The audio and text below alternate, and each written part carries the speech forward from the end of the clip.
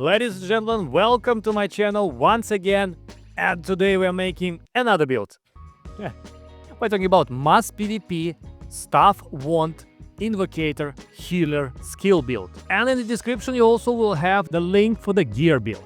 Yeah, I know, it's a lot of builds, same builds in this channel, but we have a lot of changes from the new patch, and you have a lot of changes during the evolving of your servers. People became more geared. We understand better what the healer, the Invocator, doing during the mass PvP. That's why I update the builds. I mean, you are watching them, I'm having fun doing them. Let's go. My name is PLK. Please subscribe to the channel and let's go. And like if you like, right? So I will try to do it super fast. The thing is, I want to talk about which skills we should have on our skill bar, which passive should we have, and which specialization should we have. That's all, right? And how we use it, during the mass PvP. So I will not go into depth what each skills do. You know that already from other videos, or check the other videos on my channel. It's a lot of videos about the gear and skills and everything. I promise it will be the last one mass PvP before any major updates, and I will have one more about the arena. But let's go. So we have 4 of our attack skills, right? Chain lightning, the fireball, the focused firebomb, the ice spear bombardment, and the lightning. We don't have meteor because it's too long to cast it.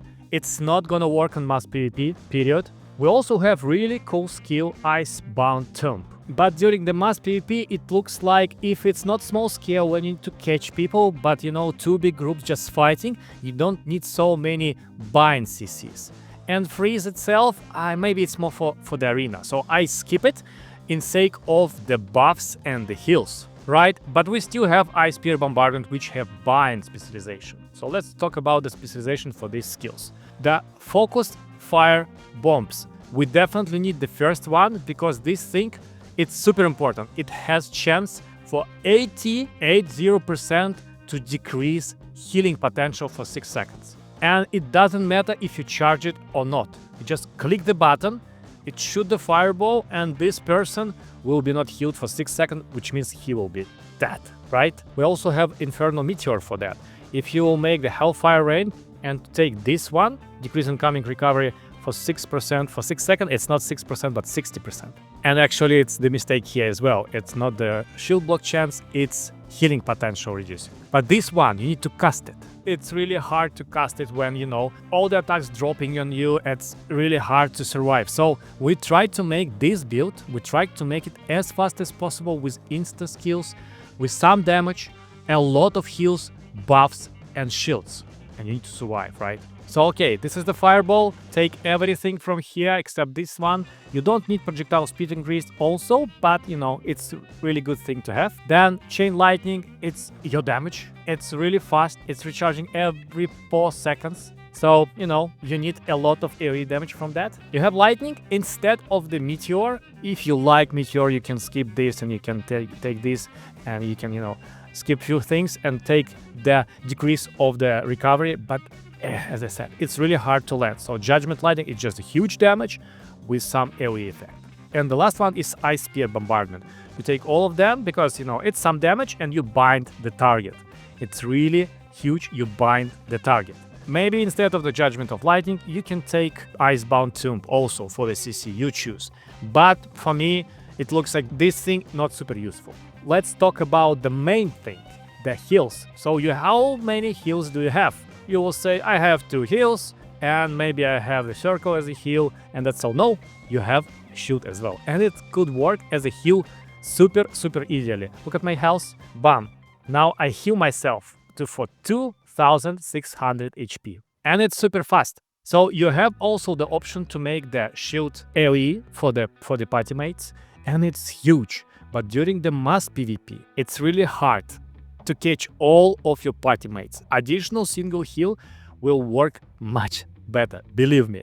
And if it proc with the heavy attack, it will be like 5000 of HP. So this is super useful. It's like additional heal. So no specialization for this shield. And then you have barrier, no specialization for the barrier as well. It's just you drop it to the target and you heal it, and you can heal it with one tap. All of 15k HP, one tap. So then you have swift healing and you have mass healing, clay salvation. We do specialization for them. So Swift Healing, we take 3 of them. If you have additional skill points, you can take Mana Recovery for your party mates, but overall you need this for more heals for yourself. You need this just to use Swift Healing 3 times in a row, and you need just increased range, because during the mass PvP the main problem is to heal somebody who is far, and they are like cockroaches. Your party mates, they always jump in a different direction, and that's really bad. So you need to communicate with your party before the fight.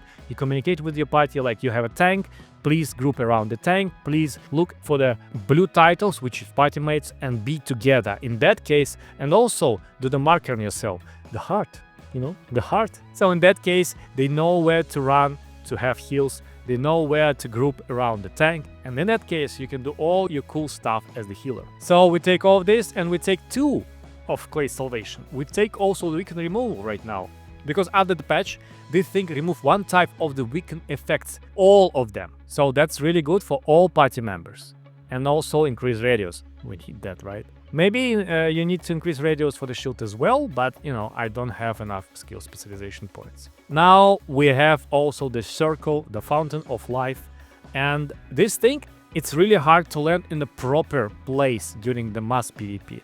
But still, when you have a big fight around the boss or somewhere, or your tank just jump into the rows of the enemies, you just drop this thing there, and it will help. It will help. It will heal at like 2,000-3,000 of HP. It will help. And we don't have so many heals like Ball won't user, so we need all of the heals that is possible to get. And also, if you level up to level 5, it will be 90%. Now it's only 75 I have. It will be 90%. It will be basically huge recovery. And now 2 additional things, buffs and cool things. So you have 2 buffs in your arsenal, right? You have this high focus, it's huge, like increasing cooldown speed by 54% for all skills, and also movement speed. And you also can make it for the party, it will be less potential, like cooldown speed will be less and stuff, but you also can add additional endurance and evasion on that. But the problem is, it have cooldown for 1 minute, and your party mates are running around like cockroaches, so you can't land it. You can keep it for yourself, but honestly I don't know what to drop. You can drop, for instance, lightning, so you will have only a few skills: fire bombs for reduced healing potential, bombardment for the bind, a little bit of damage, and then you have this buff for you or for your party. But for me, you still need to help your party to kill some stuff, and it's 1 minute cooldown, so I choose this one, Enchanting Time. So you have Enchanting Time, this is the debuff. But with this proper skill specialization, with these 2, it became a skill damage boost increased by 200. What does it mean? I did test for the skill boost, and it's also increasing your healing. For the healing, it's about 20% of increase. Good thing, with your proper gear, this Enchanting Time will be on you the whole time.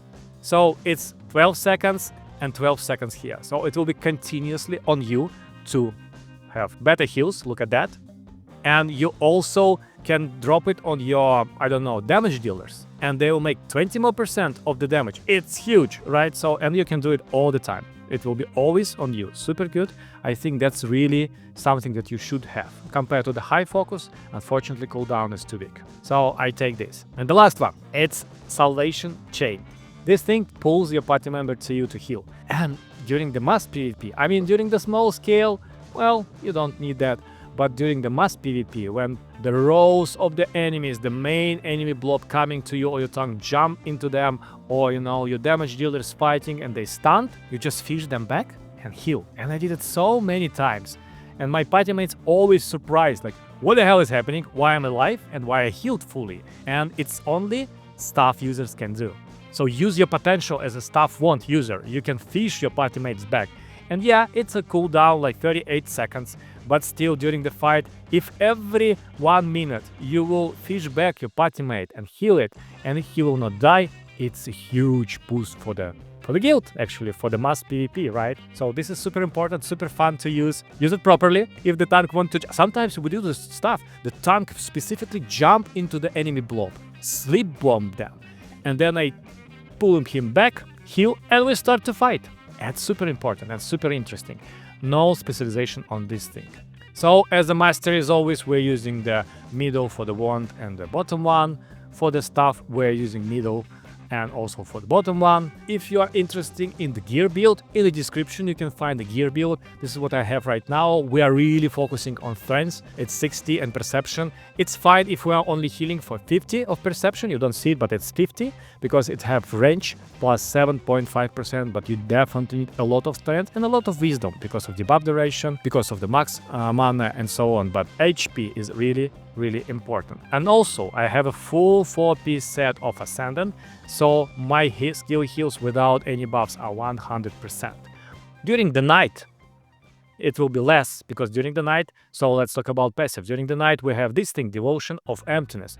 During the night it's not working, it's on the curses, so during the night you will change it on the Frostmaster, which will make your enemies slow and enemies around your target also slow. Super important. But let's talk about passives. Super simple. You have Asceticism for mana regeneration and heavy damage. You have mana amplification for max mana and for the HP. Of course, Echoic barrier, I don't know, for the decrease of duration of silence and other things, and resistance for the CCs.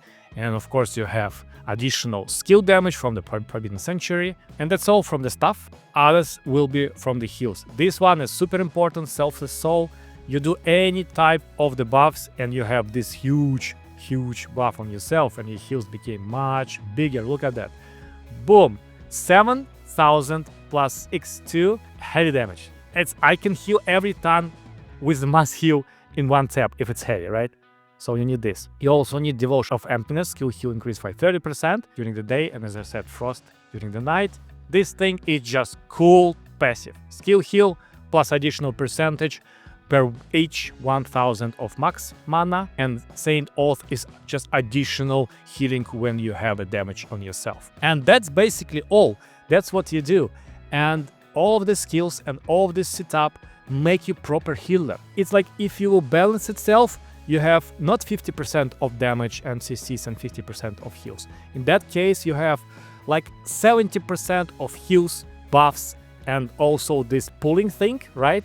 And you have about like 30% of CC and damage. And you can balance it. Just make additional Ice Tomb and you will have additional CC. Make additional, I don't know, Meteor and you will be like big boom boy. And also you can change it, like, you know, you're always asking me, what about the sleep bombs and stuff? For the sleep bombs, you, my dear guys, need to have perception, and I'll show you. So, for the sleep bombs, you need to have a lot of perception.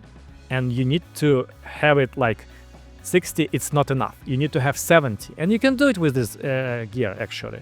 It will be 50 strength, and it will be 70 perception. Then you can land sleep really in a good ways. But you will be on the first rolls in the fight, and you will die. And that's not what healers need to do. We have Wand and Daggers for the sleep bombs. We have Paladins, which are Templars, I think, for the sleep bombs. But you are the healer, so sleep bombs are not working pretty well. You will die, your party will die. This is what we do. And it's super fun to play. So, sorry, one more time. It's another guide, you know, I like to make them, you like to watch them. So please subscribe to my channel. The next ones, I will do some videos about the dungeons, 2-star dungeons. I will do the videos what is the most powerful healer in the game, and more tactics about the heals and more stuff for you guys. Just put in the comments below what do you want to see in the next videos. And I love my community. Thank you for subscriptions and all the likes. Please do that. My name is PLK. I will see you next one. Bye.